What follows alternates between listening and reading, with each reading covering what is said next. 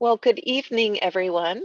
My name is Susan Gent, and I work at Ames Public Library, where our mission is to connect you to the world of ideas. And I'm very excited tonight to be reconnecting with the ISU History Department. We had several seasons of lectures in spring semester, and we're back. So very glad to be here, and virtually is fine. We're all safe and warm tonight, I hope. Uh, One of the things that predicated my reaching out to the history department was that I saw that Iowa was celebrating its 175th anniversary of statehood last December. And we decided not to have a program on December 28th, but felt like late January was pretty darn close. I felt like it was a good time to look at this the state's history, and as it happens, there's an expert at Iowa State to talk about that. At the end of the presentation, I'll forecast some of the upcoming lectures that we'll have in March and April, and also uh, some more details about next Monday's lecture on the Indigenous perspective of what Iowa statehood looked like with Sebastian Braun from Iowa State. Without further ado, I'm going to go away and let Jeff Bremer introduce himself and begin his presentation. Hello, everyone. Thank you for showing up on a Monday night in the darkness and the cold that is Iowa.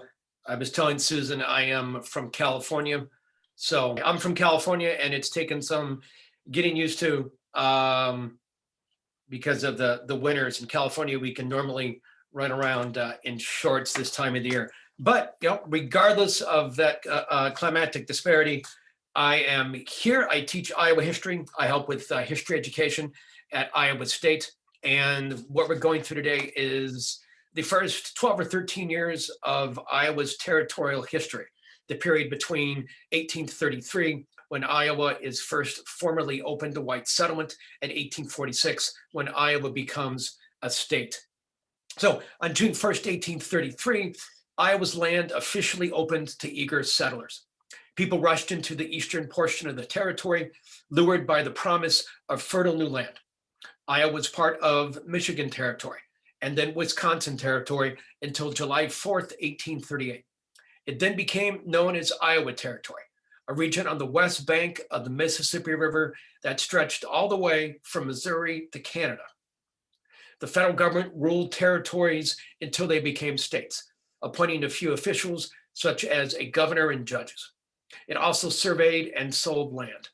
Iowa quickly filled up with migrants, whose arrival helped spur the famous, though bloodless, Honey War with Missouri.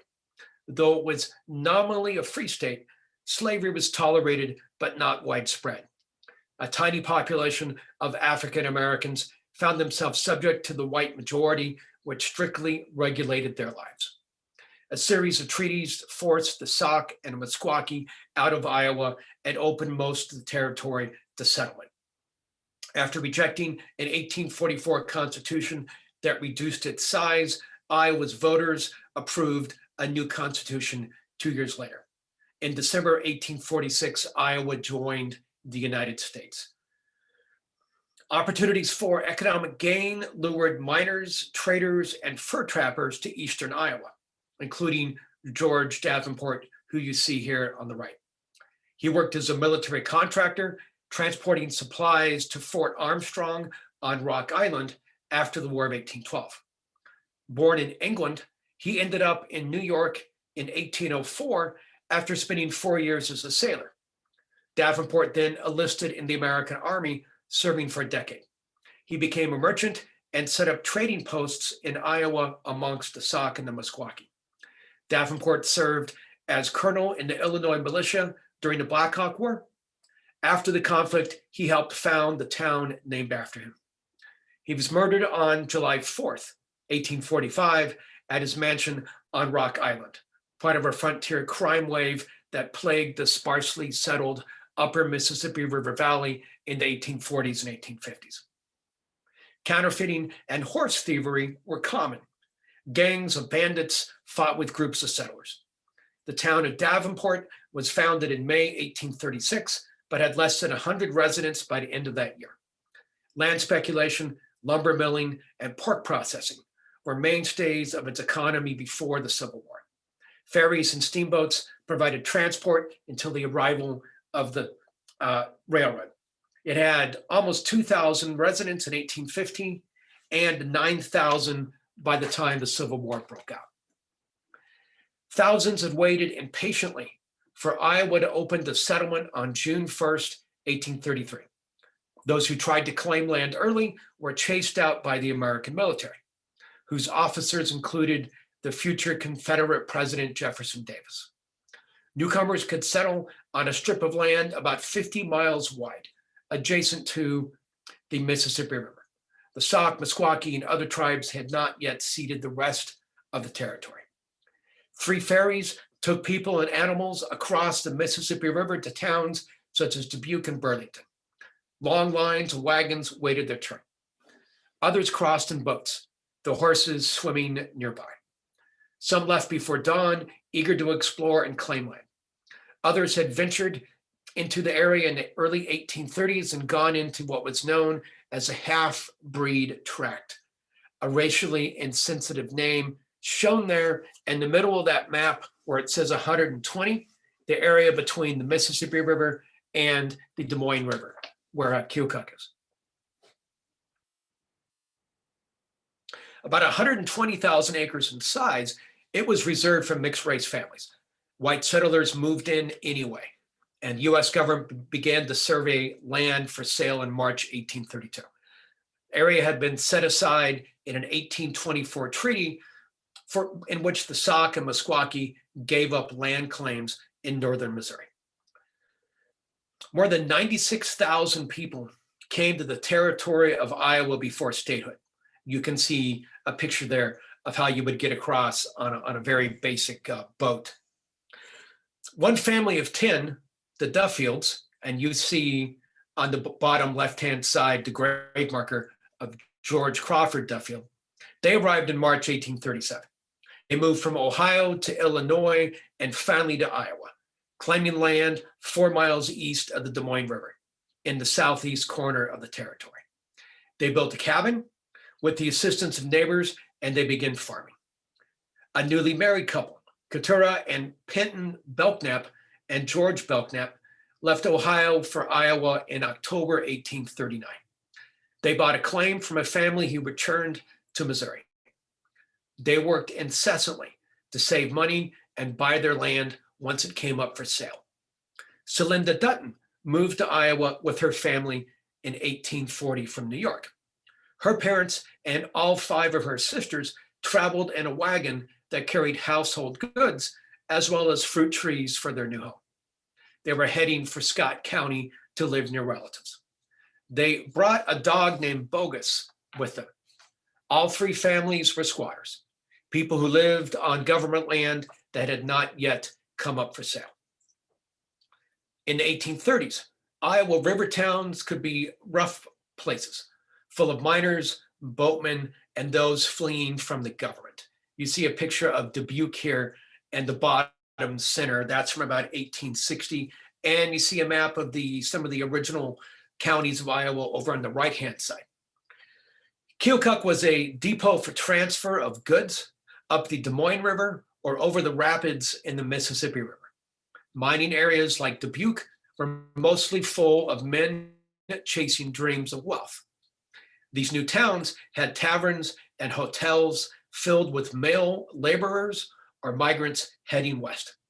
Hotels had plenty of food, but not much privacy or quiet.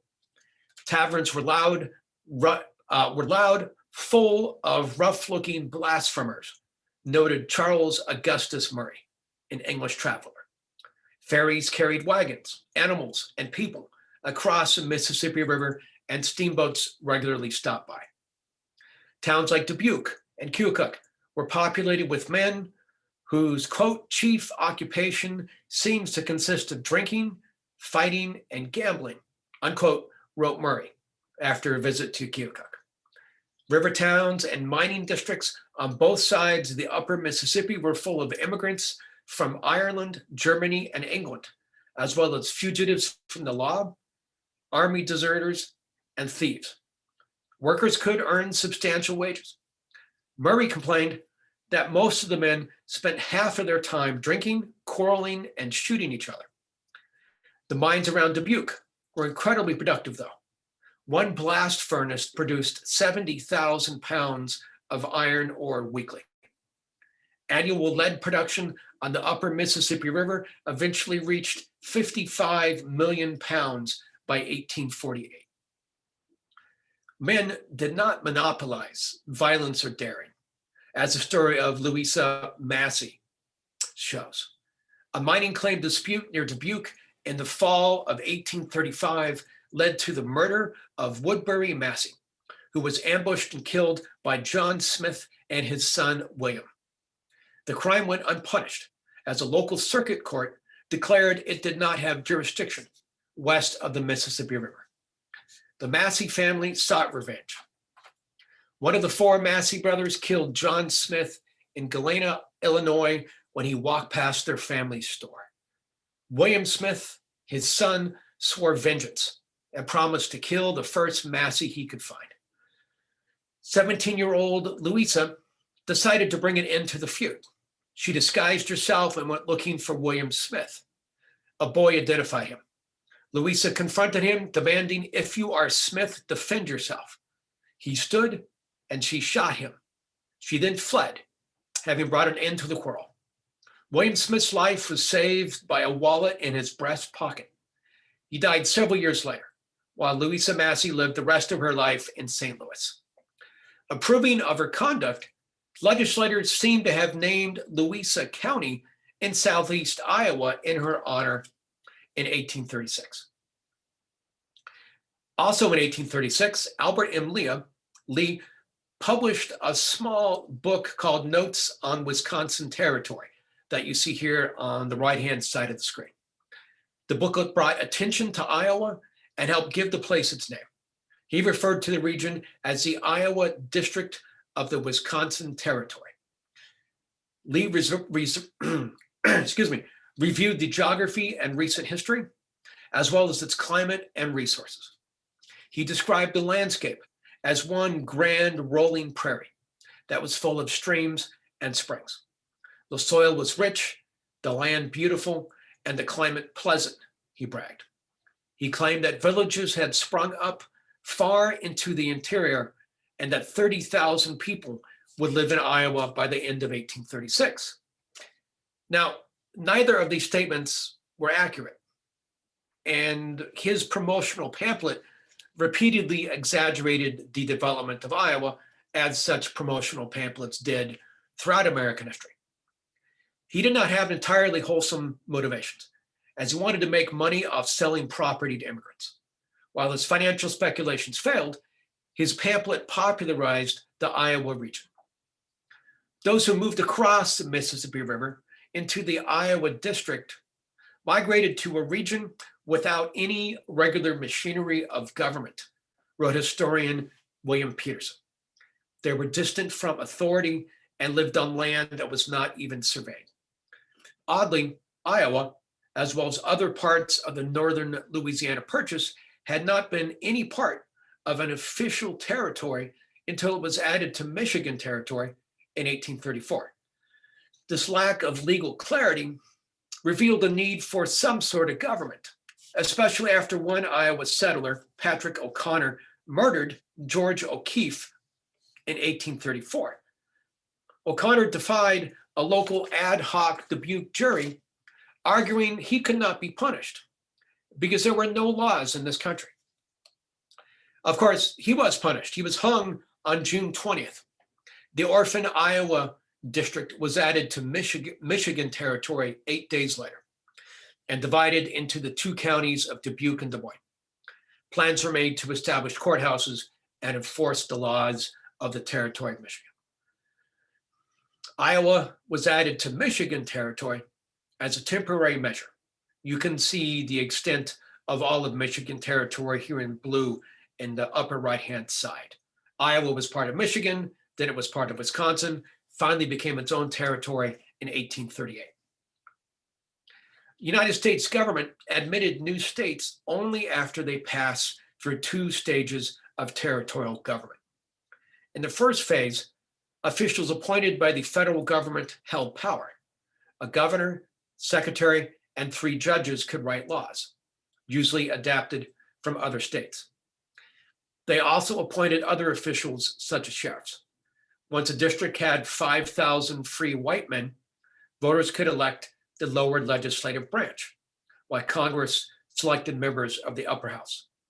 Legislation required a majority of both houses, but the appointed governor could veto any laws. Territories could send a voting delegate to Congress. When the territory of Iowa was created in 1838, it had almost 23,000 people. Independent territorial status gave Iowa increased political power and its own government. Robert Lucas was the first governor of the territory. He had served as governor of Ohio and as a colonel in the army before being sent to Iowa. President Martin Van Buren appointed him for a term of 3 years. Lucas arrived in Burlington on August 15, 1838, which he adopted as a temporary residence until the territorial capital was chosen by the legislature. The new governor immediately called for an election of a territorial legislature. He toured eastern Iowa and asked lawmakers to eliminate gambling and drinking in the territory, neither of which was successful. Van Buren also appointed judges as well as an attorney and marshal.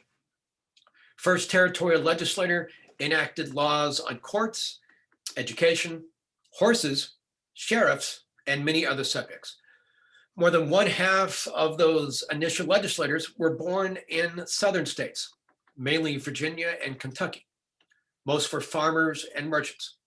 They imposed harsh restrictions on African Americans, barring them from voting, testifying against whites in a trial, or attending white schools.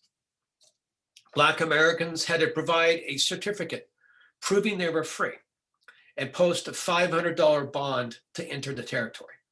In 1840, intermarriage between blacks and whites was made illegal. When the legislative session ended, one diarist, Theodore Parvin, noted that most of the lawmakers were all drunk with few exceptions.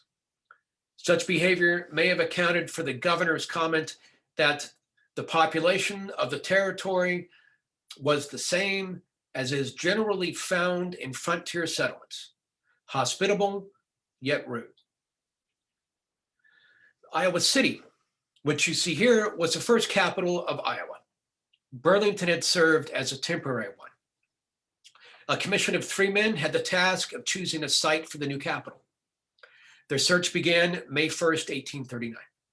Only one individual showed up. The others did not.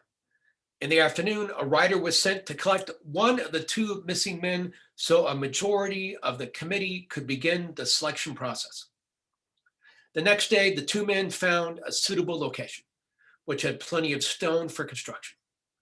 Settlers moved into the area that would become Iowa City in 1838, erecting cabins, a sawmill, and establishing a ferry across the river. The capital was laid out in the spring.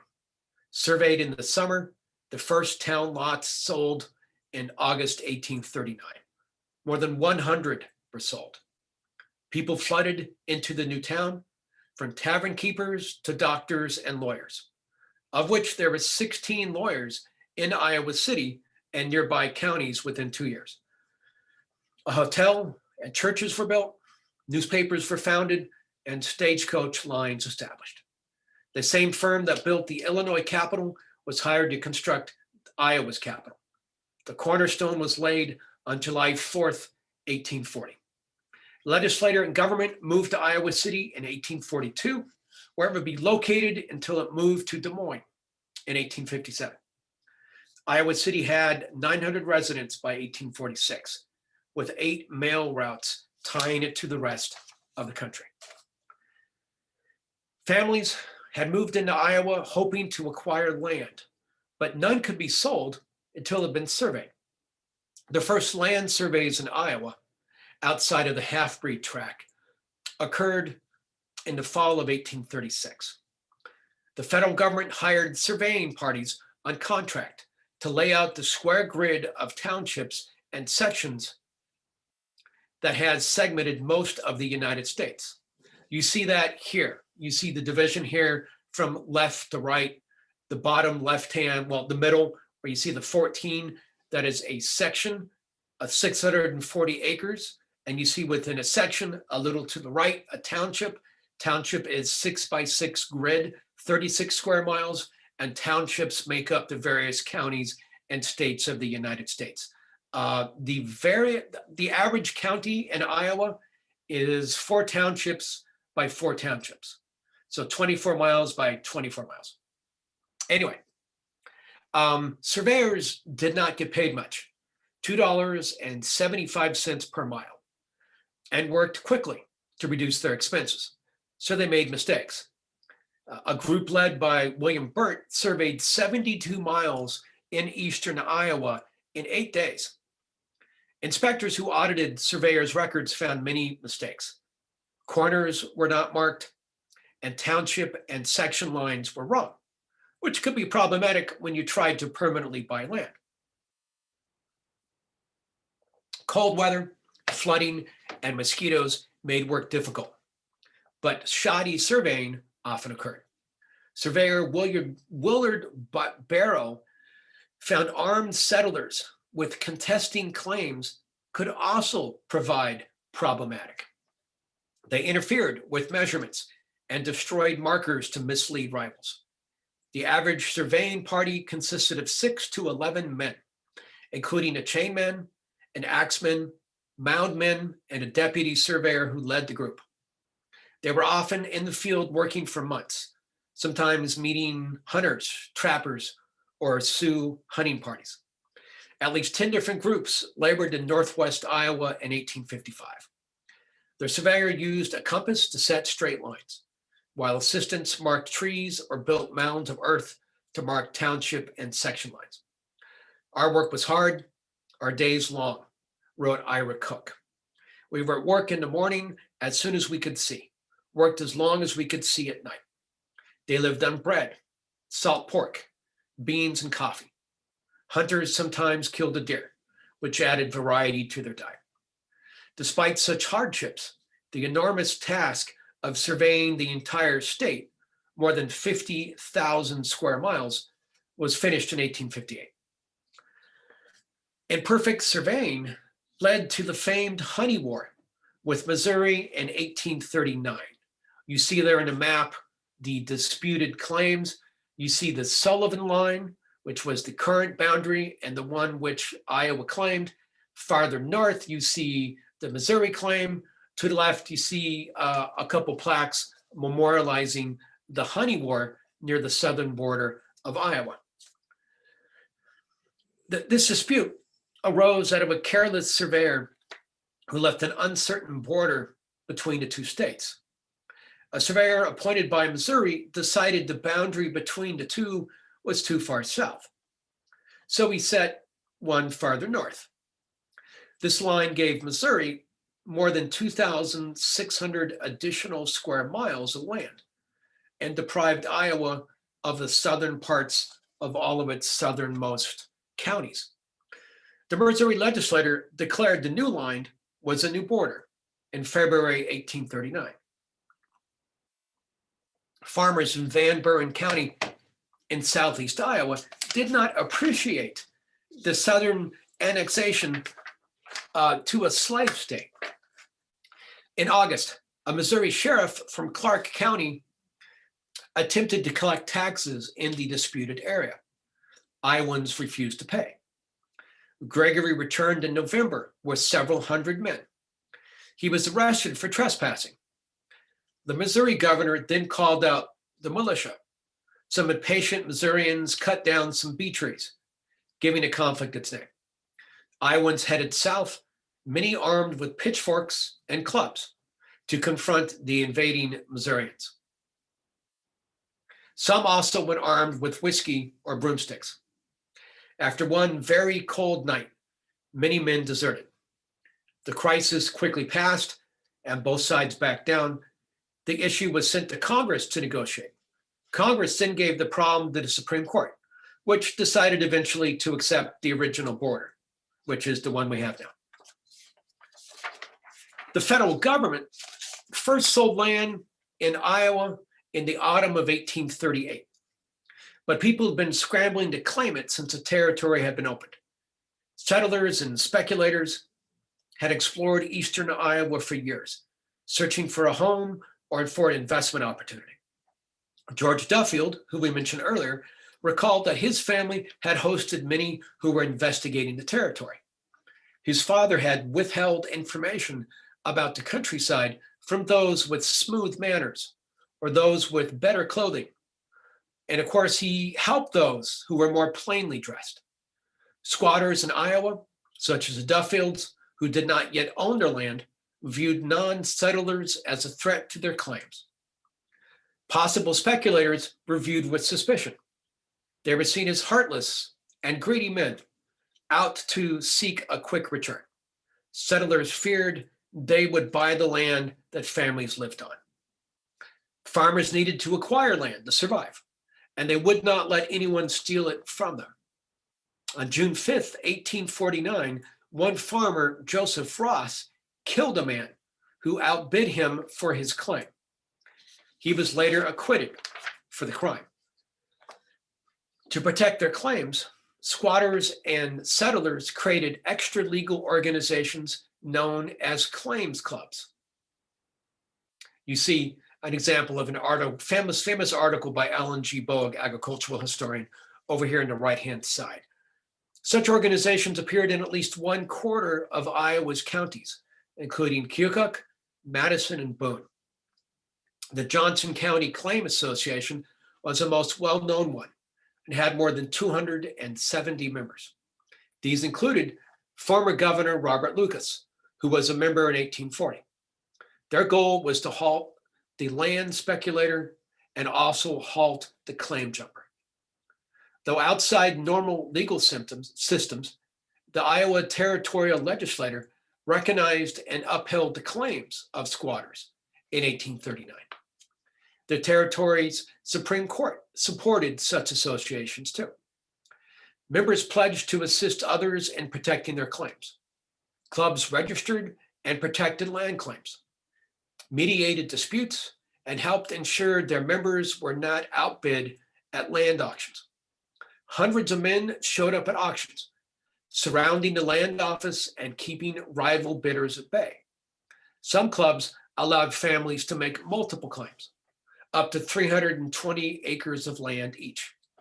This helped current members, but only reduced the amount of land available to those who arrived later.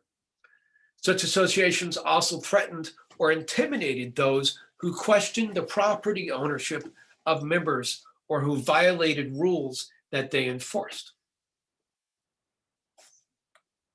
Mob violence was usually a last resort, but it was a threat that was carried out in Iowa on occasion. Claim jumping was one of the most serious frontier crimes. Death by hanging was threatened at least once, but lesser punishments were the norm.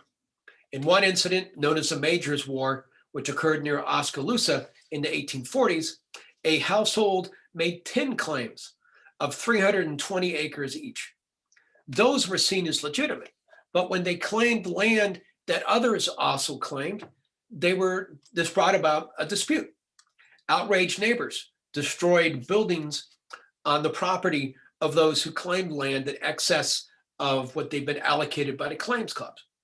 At one point, 500 armed men marched to Oskaloosa to intimidate the family and any sheriff who might wish to arrest their allies.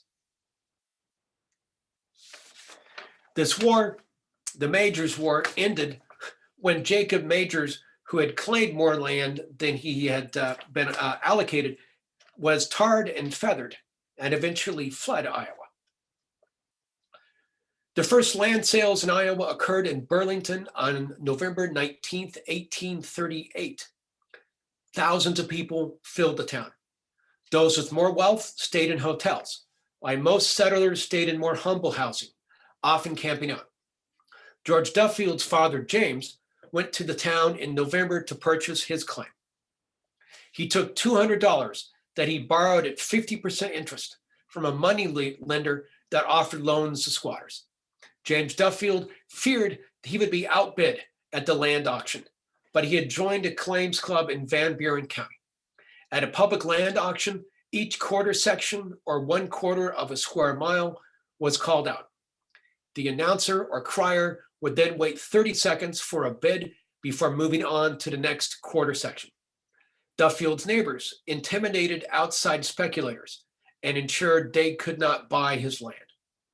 One man who attempted to outbid a claims club member was beaten with hickory canes. A club sometimes appointed a bidder who ensured property was purchased at the minimum price. Territorial officials who ran land sales accepted such bids without question. When Duffield returned home, the family enjoyed what his son remembered as the joy of possession supported by title. Our claim and cabin were indeed our own. Sometime in the 1840s, Keturah Belknap and her husband George also bought their land. She had made butter and sold eggs and meat to earn money. George had cut timber in the winter to sell. His boots froze as hard as bones, she wrote. The Duttons settled in the northwest corner of Scott County, rented a cabin, and set about growing flax to sell to earn money. The receiver of the Burlington Land Office, Verplonk van Antwerp, recalled that when the fall auction was over, he had received over 1/3 of $1 million, mostly in silver. He took 7 tons of coin to the Bank of the State of Missouri in St. Louis. A teller there took 3 weeks to count it. While the government was selling land in eastern Iowa in the late 1830s, it had not yet forced the remaining Sauk and Mesquaki from the territory. After the Black Hawk Purchase, tribes had moved into central Iowa and away from the initial wave of settlers. They pursued a traditional cycle of hunting and agriculture, surviving in an area outside their normal hunting grounds. Their subsistence was hampered by a lack of large mammals to hunt. Bison had retreated to the Great Plains, and competition with settlers reduced the deer population. Scarce game forced them to hunt farther away, bringing them into conflict with the Sioux. Americans and Europeans continued to press into their land as well. Tribal divisions and recriminations over the defeat from the Black Hawk War haunted the Sauk and the Mesquaki. In 1836 and 1837, they were forced to sell more than 1 million acres of land adjacent to the Black Hawk Purchase. The Black Hawk Purchase is there in yellow on the right-hand side of the map. The ceaseless march of settlers west continually pressured the remaining tribal members.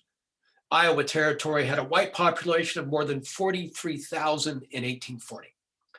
Thousands more came every year. Squatters took their land, while unscrupulous traders left them deep in debt. Disease and liquor also took their toll. The population fell by about 1/2 between 1833 and 1846. All of this undermined the two tribes and encouraged additional land cessions to the Americans. In 1842, the US government completed negotiations to finally remove the Sauk and Mesquaki from the territory of Iowa. Initially, the government wanted them to move to southwest Minnesota, but the tribes protested, with Keokuk arguing it was a poor and distressed area. Wapello, who you see here on the right, a leader of the Mesquaki, told the Americans they had already been forced to sell Rock Island, Dubuque, and other places. This is all the country we have left, and we are now so few, we cannot conquer other countries. You now see me and all my nation. Have pity on us. We are but few and fast melting away. They had few options. They were deep in debt to white traders, and their annual annuity could not feed them. With hunting becoming increasingly difficult and whites threatening their land, the tribe sold their remaining territory in Iowa. About 10 million acres were lost in the October 11th, 1842 treaty. That would be the areas mostly you see here in that reddish color and a little to the east in kind of the ugly gray.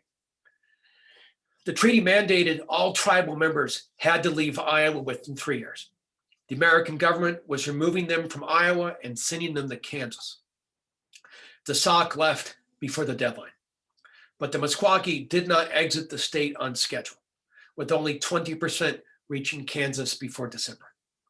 Mesquaki Chief Powshik protested their removal. He said, "Soon I will go to a new home. You will plant corn where my dead sleep. Our towns, the paths we've made, the flowers we have loved will soon be yours."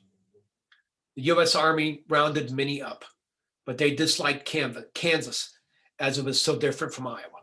Some Mesquaki stayed in Iowa, unwilling to leave their homeland. Susan Wyatt came to Iowa in 1842 with her husband, Jabe, and her daughter, who was named Missouri. They married in 1838 when Susan was 16. The couple migrated from Virginia, then to Ohio, Indiana, Illinois, and Missouri before permanently settling in Jasper County, a mostly unsettled area northeast of Des Moines. Both were far from any relatives. The family lived as squatters for several years until the land was surveyed. They built a cabin, planted a garden and fields of corn, and eventually bought their land from the government. Hailstorms, early frosts, droughts, and mosquitoes made their lives challenging. Neighbors died of smallpox. Susan gave birth to 7 children before her husband abandoned the family in the mid-1850s, taking most of their money. He'd been caught having an affair with a nearby woman. Jabe left Susan with 5 children, 2 having died from pneumonia. Susan worked in the fields with their oldest son, Thomas, and the family gathered fruits and nuts from nearby prairies and forests. Her daughters helped with cooking and caring for chickens. Their garden, chickens, corn crop, and eggs helped feed them. Susan pickled cucumbers and tomatoes, smoked meat, made sauerkraut, and dried fruits. She sold meals to travelers who passed by. They lived frugally, and she saved money to hire a local woman to teach her children. She also looked after a teenage boy named Herman. 4 of her children lived to be adults, with 1 son farming nearby. She remarried, had another daughter, and moved to the town of Baxter. She died in 1908, having lived in Jasper County for 66 years. You see her autobiography here on the right-hand side, called No Coward Soul. Debate over admission to the United States began almost as soon as Iowa Territory was established. Governor Lucas had suggested that a state constitution be written in 1839, but the legislature ignored him. When the new idea was put before voters in 1840, it was defeated by a 3-1 margin. A new presidential administration replaced Lucas with Governor John Chambers, who also endorsed statehood. Iowa voters rejected another attempt at statehood in August 1842. The United States paid the costs of territorial administration, which reduced the tax burden of Iowans, which helps to explain the lack of enthusiasm for actually joining the United States. But as Iowa's population increased, newcomers increasingly supported the idea. Joining the United States meant that Iowa could elect its own governor and have more influence in Washington. The state also could get a share of money to improve sections on the Mississippi River for steamboat traffic. Florida, a future slave state, needed to join the Union at the same time as a free state. This would maintain equal representation in the Senate. If Iowa delayed its application, it might have to wait a few more years to become a state. In December 1843, Chambers proposed a vote on statehood. Legislature agreed to authorize an election, voters endorsed the idea of a constitutional convention in April 1844 and elected delegates to the convention in August of that year. So Iowa's first constitutional convention began in Iowa City, October 7th, 1844. Most delegates were farmers. Nearly 2/3 have been born in northern states. Former Governor Robert Lucas was one of them. Many sections of the first Iowa Constitution echoed the US Constitution, such as proclamations of separation of powers and a Bill of Rights. The Constitution established a bicameral legislative branch, as well as a governor and lieutenant governor in the executive branch. There was a judiciary consisting of a Supreme Court and a district court. The Constitution also directed the legislature to create a school system. Suffrage was limited to white men over the age of 21. Subjects such as banking, race, and state boundaries were major topics of debate. The Constitution did not allow the incorporation of any bank or any corporation with banking privileges unless voters approved of such a charter. A serious economic depression, starting with the financial panic in 1837 and lasting for years, had left many Americans suspicious of banks. Iowa's only chartered bank, the Miners Bank of Dubuque, had a poor reputation due to bad loans. One delegate called banks swindling machines. Another said that they were the common enemy of mankind. The convention adjourned November 1st, 1844, and the Constitution was forwarded to Congress for approval.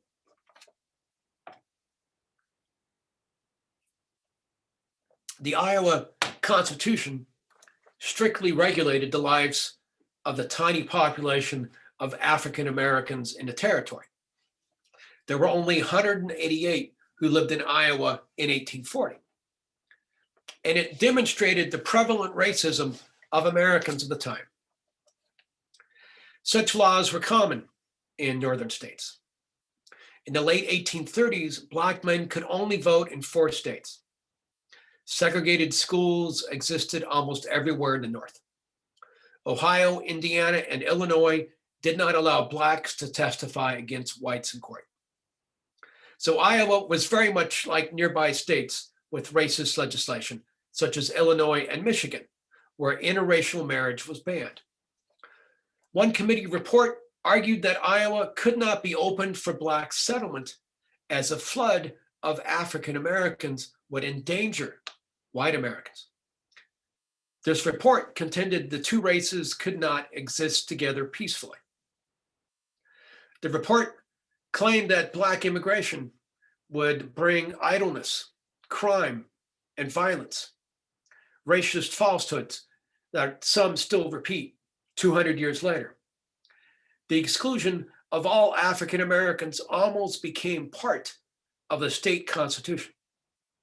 But excluding all Black Americans from the state could have endangered admission to the Union. So this idea was dropped. The proposed Iowa Constitution did not allow Blacks to vote or serve in the militia. The strong racial bias of Iowa legislators was also shown in the state law code of 1851. Lawmakers wrote an exclusionary law that prohibited the settlement of African Americans in the state. Those who came before the law was passed could remain. This law does not appear to have been enforced, but the 1851 law was on the Iowa books. It is not repealed until the Civil War. Some of Iowa's first pioneers were Black, though. Stephen Kearny, an Army officer, brought an enslaved woman to Iowa in 1834. Iowa's small African American population mostly lived in towns along the Mississippi River and worked as laborers. Many lived in Dubuque, where 72 Blacks resided in 1840.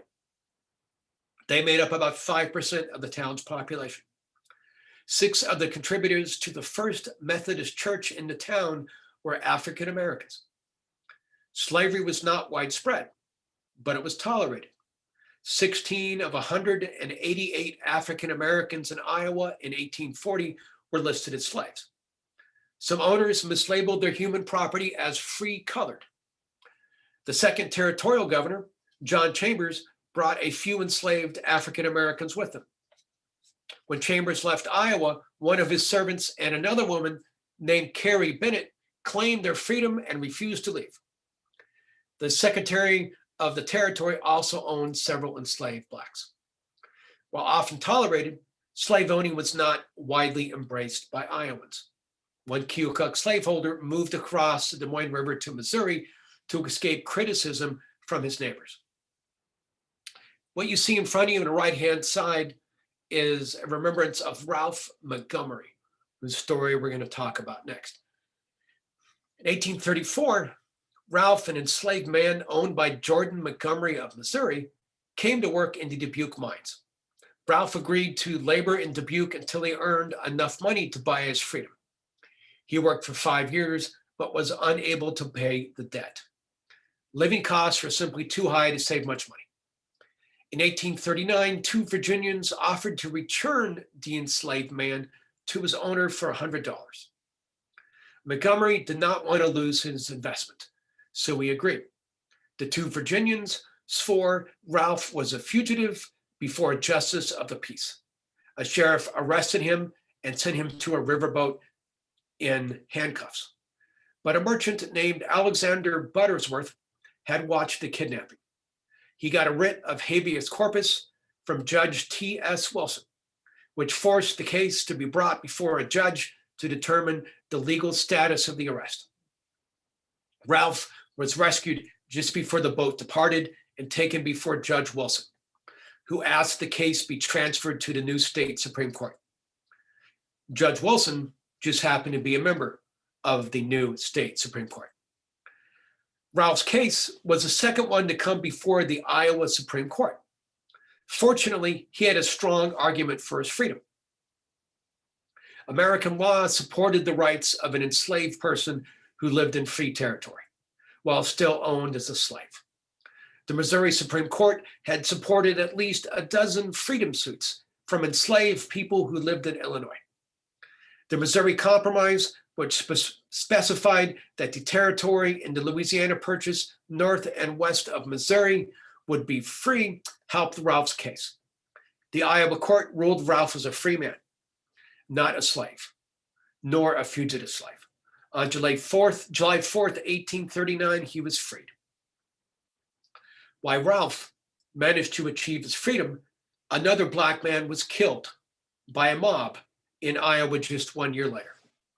Nathaniel Morgan and his wife Charlotte had lived in Dubuque since 1833, both working at a boarding house after they arrived. In 1840, Charlotte was a laundress, while Nat worked as a cook and waiter. In early September, a group of men seized Nat and accused him of stealing a trunk full of clothes. A mob formed, reinforced by intoxicated patrons from nearby taverns. They tied Nat to a post and began to whip him. He claimed innocence. Then he confessed, saying whatever the mob wanted. After 100 lashes, the mob took him to where the trunk supposedly was located. They whipped him nearly 40 more times when they did not find him. They took him to his house and whipped him before his wife. The mob then dragged him into the woods where he was killed. A trial ended in acquittal for the accused leaders of that mob. The contradictions between the salvation of Ralph and the death of Nathaniel are clear. Both occurred in Dubuque, but historian Robert Dykstra views the rescue of Ralph to be an anomaly, given the overall racial climate of the town. Residents demonstrated an open prejudice, Dykstra wrote, by specifying only whites could vote and by not hiding their ownership of enslaved people. While Iowa was not Dubuque, the territory was not a safe place for African Americans. The state became much more racially progressive in the 1860s, but it took a civil war to change racial attitudes. Iowa's admission to the United States hit a roadblock when the House of Representatives modified Iowa's borders. The state border was moved east from the Missouri River up to about 40 miles from Des Moines. This reduced the size of Iowa by about 1/3. Northern congressmen wanted Iowa to be smaller, so more states could be carved out of the Louisiana Purchase for admission as non-slave states. Congress approved, and President Tyler signed this modified statehood bill, which allowed both Iowa and Florida to become states. Florida joined the United States in March 1845, but Iowa did not become a state for almost 2 more years. Iowans were unhappy with the new state boundaries, and voters rejected ratification of a constitution with the altered borders. A new constitutional convention was called, and a second constitution was written in May 1846, which reflected our current state boundaries. This new document closely resembled that from 1844. Major changes included totally outlawing banks in the state, which led to a shortage of money and a lot of dubious currency from other places for years. This also required a constitutional convention to amend the document, which was a major hurdle to any revision. But in 1846, voters ratified the new constitution. And on December 28th, 1846, just over 175 years ago, Iowa joined the United States. Its disorderly march to statehood finally over. Iowa elected a state governor and other representatives in October without waiting for the US government to recognize its legal existence. These elections may have been void, but this did not seem to trouble anybody. Iowa's first governor was Democrat Ansel Briggs, who had been a stagecoach driver. The state also sent 2 congressmen to Washington, D.C., and elected the first state legislator. Governor Briggs was sworn in 25 days before Iowa became a state. However, Iowa did not send any US senators to Washington, D.C. There was a political deadlock between Whigs and Democrats that kept anyone from being sent as senators for 2 more years. The existence of the territory of Iowa had been brief, but much had occurred. The federal government had surveyed and sold land to immigrants. It had forced the Sauk and Mesquaki from the state. Almost 100,000 people lived in Iowa when it became a state. The tiny population of African Americans had few rights and suffered from occasional brutal violence. While slavery was dying in the state in the 1840s, the conditions of Black Iowans improved little. In the 15 years between statehood and the Civil War, Iowa gained almost 500,000 people. But that is another talk. So, thank you very much. Thank you, Jeff.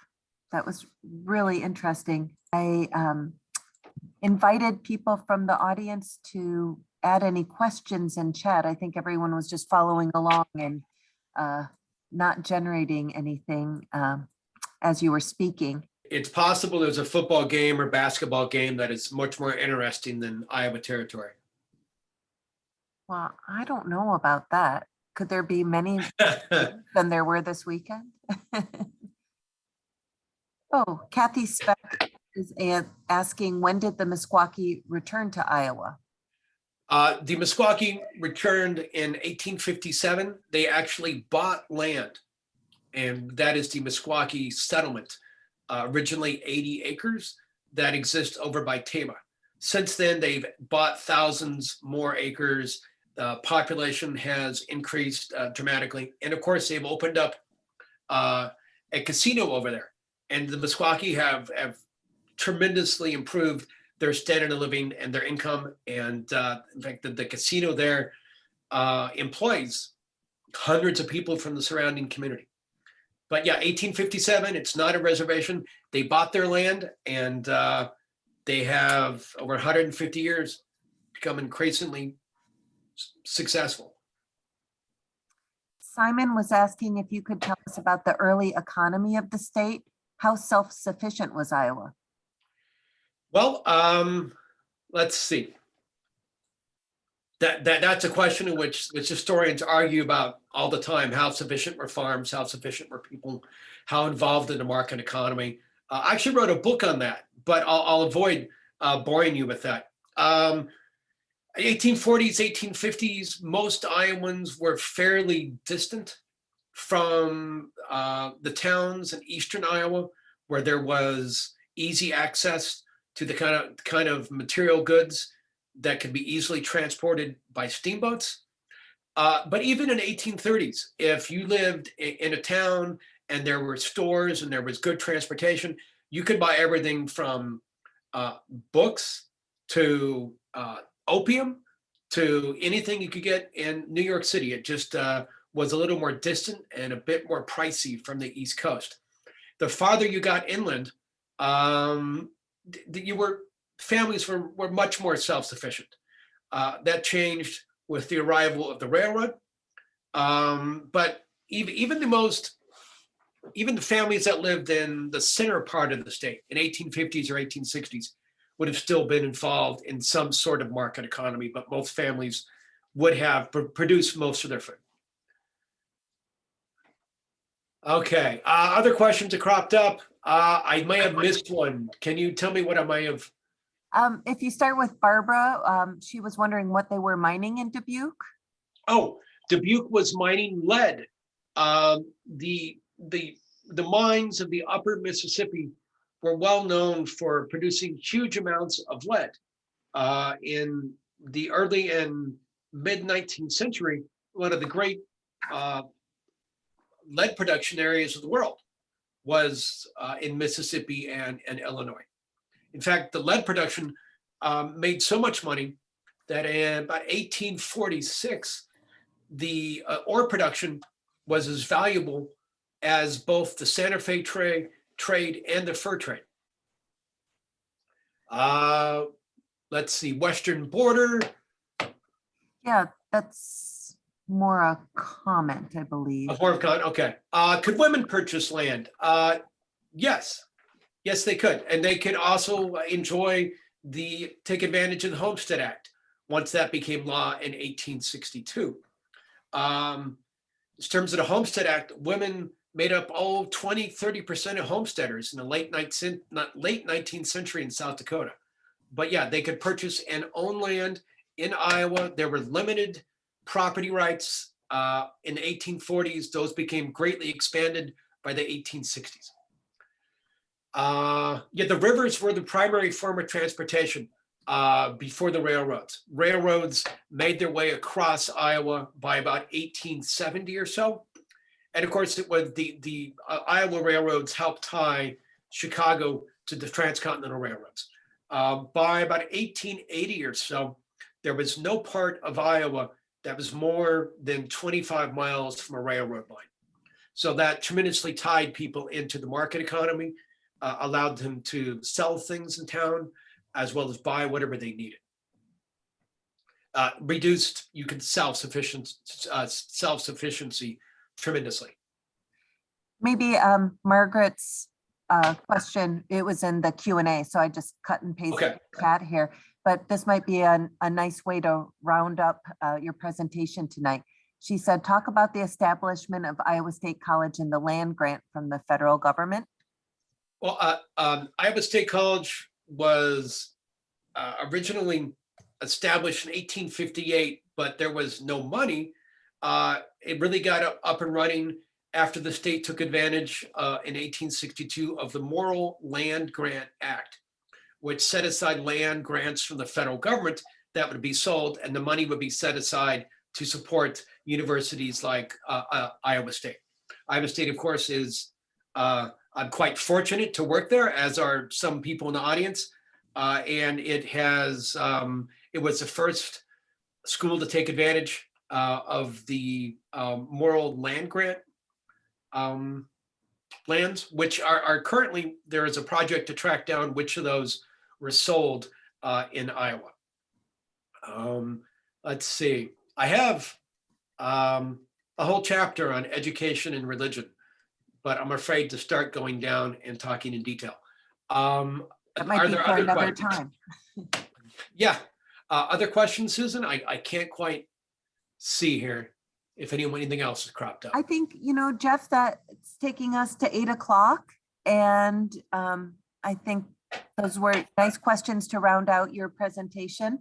I just wanted to remind everyone about next week's presentation with a different perspective on the state of Iowa and the frontier.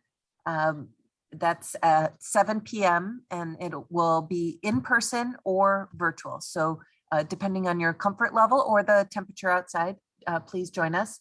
And then there will be 2 more presentations with the ISU History Department. Amy Bix will be talking about STEM and business. And then David Hollander has a presentation on a Greek, well, I'm not sure I can really describe that in a sentence. His title is Gone Ancient Greek Girl. I think he was inspired by your title, Jeff, to kind of come up with something catchy.